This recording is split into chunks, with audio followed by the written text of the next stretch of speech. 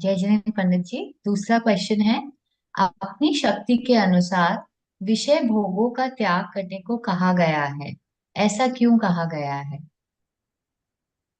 देखो, इसमें एक प्रश्न अधूरा है। वास्तव में सिंपल एक एक ये नहीं कि भाई विषय भोगों का त्याग करने कहा जा रहा है। इसका आधा हिस्सा ये है कि अपनी शक्ति के अनुसार अपनी आत्मा में एकाग्र होकर के विषय भोगों का त्याग कराया जा रहा है। अर्थात ये है कि हम अपने जैसे जैसे आत्मा में विश्वास करने के बाद, मतलब सम्यक दर्शन के बाद में जैसे एकाग्र होते हैं, तो सहज ही सुख की गहरी अनुभूति होती है। अभी तक हम ये मान रहे थे कि मैं खाने से सुखी हूँ, इंद्रिय भोगों से सुखी हूँ, शरीर से सुख हो रहा है, रिश्तेदारियों से सुख हो रहा है।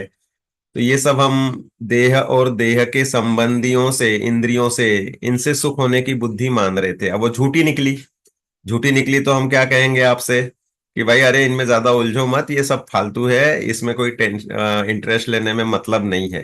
तो बोल रहे भाई अगर हमें स्वरूप का आस्वादन, अंतर में खुद का आनंद रस नहीं आया हो, तो आप में एकदम से हमें छुड़वाओगे तो हमें तो ये लगेगा कि भाई हम आत्मा का अनुभव हुआ नहीं, और इंद्रिय भोग में अभी मान्यता से, अनादि से हम सुख मानते आ रहे, तो वो भी छुड़वा रहे, तो हम तो सुख से रहित हो जाएंगे। तो कह रहे ऐसा नहीं है। तुम्हें हम आत्मा के समीप ले जा रहे हैं, आत्मानुभूति करा रहे हैं, और तुम्हारी कमजोर भूमिका है। तो हम ये कहते हैं कि भाई तुम अपना स्वाध्याय धर्म ध्यान करके, ज्ञाता दृष्टा रूप रह करके अपने स्वरूप में एकाग्र होते जाओ।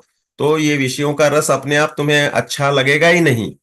विषयों में सुख है ही नहीं, क्योंकि ये तो क्षणभंगुर है। अपन उसको बोलते भी हैं कि भाई ये जो विषय है, सपरम बाधा संयम विच्छिन्नम बंध कारणम विषमम जम इंद्रिय ही लब्धम तम सुखम दुखम एवतः।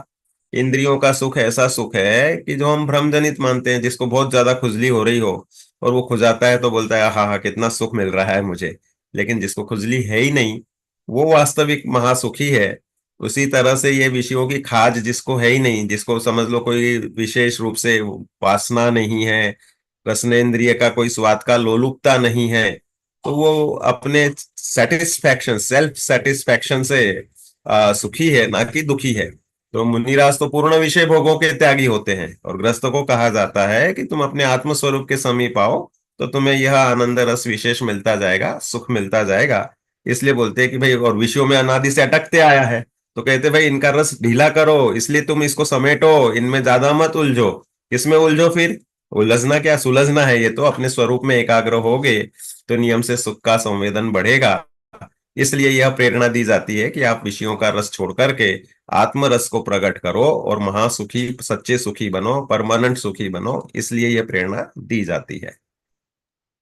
बहुत सुंदर पंडित जी। जैसे ये स्पेशली पंडित जी छोटे बच्चों को, जैसे अगर हम कुछ बोलते हैं संयम, थोड़ा सा किसी के बारे में बताते हैं, तो ये उनका क्वेश्चन जरूर होता है कि इससे क्या फायदा होगा, कि हम क्यों करें ये।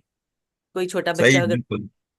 देखो, हम जैसे बहुत बार होटलिंग छोड़ने के लिए बोलते हैं, छोटे बच्चों के हिसाब से ही बात की, रात्रि भोजन छोड़ने के लिए बोलते हैं, तो बोले मैं खाऊं नहीं क्या, मैं कुछ टेस्टी फूड नहीं खाऊं क्या? अरे हम होटलिंग छुड़वा करके तुमको घर में अच्छे से अपने घर में बने हुए अच्छे व्यंजन दे रहे हैं, ना कि तुम्हें हम भूखा प्यासा रख रहे हैं। आपको रात्रि जल या रात्रि भोजन छुड़वा करके दिन में खाने की प्रेरणा दे रहे हैं। क्यों? क्योंकि उसमें तो साक्षात दिखता है कि भाई हेल्थ के डिसएडवांटेजेस रहते हैं, बाहर का फूड्स जो रहता है उसमें बहुत सारे इम्प्यूरिटीज रहती हैं, इन्फेक्शंस मिलते हैं, और शुद्धि अशुद्धि कुछ, मतलब जो भी उसमें कंटेमिनेटेड भी बहुत सारी चीजें हो जाती हैं। अनछना जल, मर्यादा रहित पना, अस्वच्छता, अनेक प्रकार के उसमें दोष अपन बहुत सारे ऐसे यूट्यूब वगैरह मिलते रहते, कैसे कैसे बनाते हैं, क्या क्या करते हैं। तो इसका मतलब ये कि बच्चे को हम प्रेरित कर रहे हैं कि तुम अच्छा खाओ। ऐसे हम आपको विषय भोगों का छुड़ाने का एकांत ये नहीं करा रहे कि आपको सुख छीन रहे हैं। वो आपकी मान्यता को हम सुधारना चाह रहे हैं कि तुम थोड़ा धर्म का अभ्यास करोगे और अपने ज्ञाता दृष्टा स्वभाव आत्मा की महिमा पहचानोगे, तो तुम्हें अंदर सेल्फ सेटिस्फेक्शन रहेगा। ये है उसके पीछे अभिप्राय। तो ये इसलिए आपकी बात बिल्कुल सही है कि भाई बच्चों को हम बोलते हैं तो पहले अब उसका रस अनादि से वहां पड़ा है तो थोड़ा फीका पड़े, और बैठे तो सही स्वाध्याय में और हम कुछ सोचने की कोशिश करे, तो उसे ये लॉजिक्स अच्छे लगेंगे और वो निश्चित ही सुखी होगा।